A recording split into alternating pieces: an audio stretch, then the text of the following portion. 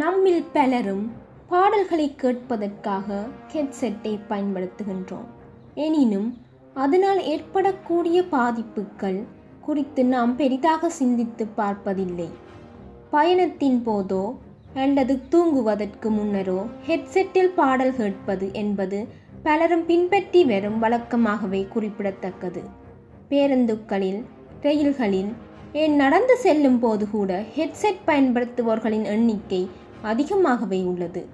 Headset இல்லாமல் பாடல்களை கேட்பது மற்றவர்களுக்கு தொந்தரவாக அமையும் என்பதே ஹெட்செட் பயன்படுத்தும் பலரின் கூற்றாகும். மேலும் சிலர் ஹெட்செட் பயன்படுத்தும் போது ஒலியை துல்லியமாக அறிய முடிகிறதாகவும் கூறுகின்றனர். ஒருவேளை இது உண்மையாகவே இருந்தாலும் ஹெட்செட்டை பயன்படுத்துவதால் ஏற்படும் பாதிப்புகளை பற்றி அவர்கள் பெரிதாக எடுத்துக்கொள்வதில்லை. தொடர்ந்து ஹெட்செட்டை பயன்படுத்தி வந்தால் நமது காதில் ஜவ்வுகள் பாதிக்கக்கூடும். இதன் காரணமாக காதுகள் செவிடு கூட ஆகக்கூடும். பொதுவாக 80 தொடக்கம் 85 வரையிலான டெசிபலுக்கு மேற்பட்ட ஒலிகளை கேட்கும் போது நமது காதுகள் பலமாக பாதிக்கப்படுகின்றன. எனவே ஹெட்செட்டுகளை குறைந்த ஒலி அளவுடன் பயன்படுத்துவது சிறந்தது. மேலும் விலை குறைவாக கிடைக்கின்றது என்பதற்காக தரமில்லாதவைகளை வாங்கி பயன்படுத்த வேண்டாம்.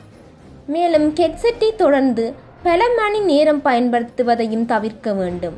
வேண்டுமென்றால் சிறிது நேரம் காதுகளுக்கு ஓய்வு அளித்துவிட்டு மீண்டும் பயன்படுத்தலாம். அடுத்தது ஹெட்செட்டுகளை சுத்தமாக வைத்துக் கொள்வது. நமது பலரும் இதை செய்ய தவறி விடுகின்றோம். அதன் காரணமாக பல்வேறு நோய்கள் ஏற்பட வழிவகுக்கின்றன. அதேபோல் அடுத்தவர்களின் ஹெட்செட்டுகளை நாமும் பயன்படுத்தக்கூடாது. நமக்கு சொந்தமானவற்றை மற்றவர்களுக்கு தரவும் கூடாது. இதன் மூலம் காதில் ஒருவருக்கு உள்ள நோய் மற்றவருக்கும் தொற்றிக்கொள்ளும். ஹெட்செட்டுகளில் இருந்து உற்பத்தியாகும் மின்காந்த அலைகள் தமது மூளையை நேரடியாக பாதிக்கவும் வாய்ப்புகள் அதிகம் உள்ளது. இது மட்டுமில்லாமல் ஹெட்செட்களை பயன்படுத்தி கொண்டே சாலையில் செல்பவர்களால் பல்வேறு விபத்துக்கள் ஏற்படுகின்றன.